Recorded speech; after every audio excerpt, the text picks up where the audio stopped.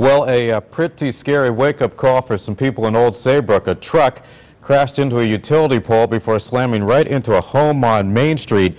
News 8's Ken Pierce on the scene with reaction from someone who was a little bit too close to the action. It was 12:40 in the morning. The pickup truck was heading south here on Main Street in Old Saybrook. It clipped this utility pole, traveled over here, knocked over this street sign, then skidded sideways across the street and did a lot more damage. This is what Craig Ferrer woke up to, the sound of a pickup truck crashing into his house.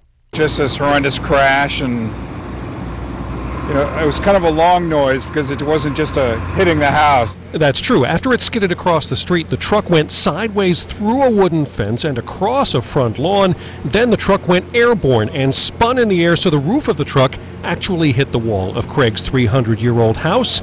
He looked out the window to find this mess and the injured driver in his yard. I made sure he was okay. He was actually on the ground outside the truck.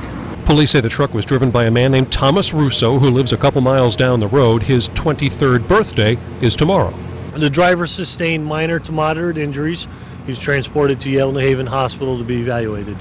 Craig spent the morning evaluating the injuries to his house. They actually look worse on the inside. The wall of this pantry collapsed and this bathroom buckled from the impact, sending things flying.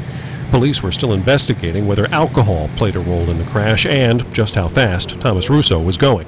With all that damage, it's going to make for an interesting Thanksgiving where they're having about 10 people over for dinner.